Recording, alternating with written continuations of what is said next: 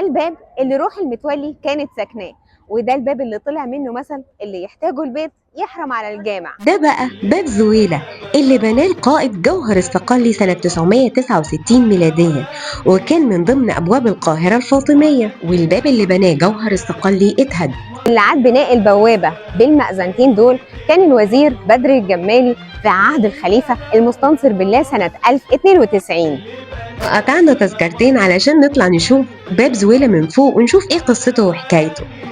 وبعدين جه السلطان مؤيد شيخ وبنى المسجد بتاعه جنب السور بتاع باب زويلة، وبعدين بنى فوقيه المأذنتين على البوابة نفسها. ولما اتهد باب زويلة بعد وفاة القائد جوهر الصقلي فاتبنى في عهد المستنصر بالله المأذنتين دول.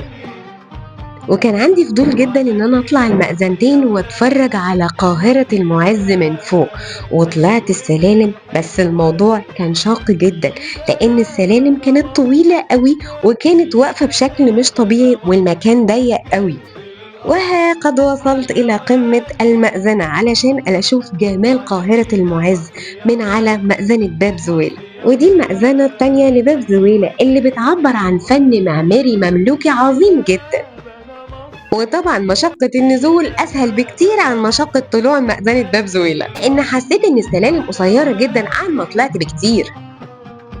ولقيت عند البوابة مجموعة من الصناديق الخشبية كده اللي محطوط فيها أسنان ودروس وفلوس وحاجات تانية كتير زي مسامير خشبية مثلا، وممكن تلاقي أحجبة وحاجات كده كانوا بيتباركوا بيها عند باب زويلة أو بوابة المتولي. ولاحظت كمان إن حتى تذاكر أم كلثوم كانوا بيحطوها بين الألواح الخشبية دي، وده اللي أثار دهشتي جدا إن ألاقي تذاكر أم كلثوم بين الألواح الخشبية دي، لأنهم كانوا بيتباركوا ببوابة زويلة وبوابة المتولي كمان. وهتلاقوا برضو في الصناديق دي مجموعة من الطلاسم كده اللي غير مفهومة اللي موجودة عند بوابة زويلة أو بوابة المتولي، اللي احنا مش عارفين نقراها لغاية دلوقتي ومش عارفين معانيها أصلا. واتسمى الباب باسم باب زويلة نسبة لقبيلة زويلة، ودي إحدى قبائل البربر اللي كانت بتسكن شمال أفريقيا وسكنت الباب لما جت مصر. وكان اسمها بوابة المتولي لأن يقال إن كان في واحد متولي أمور الضرائب، ويقال برضو إنه كان ولي من أولياء الله الصالحين، ده لأن كان عنده قدرة إنه يطير من هنا لغاية مكة ويرجع تاني.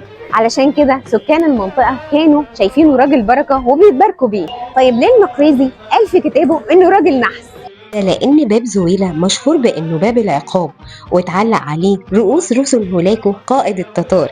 ده غير أن اتعدم عليه السلطان طومان باي آخر سلاطين المماليك بأمر من السلطان سليم الأول، وضم مصر للدولة العثمانية، نقل الحكم من الدولة المملوكية والحكم المملوكي للحكم العثماني. عرفتوا بقى قصة بوابة المتولي؟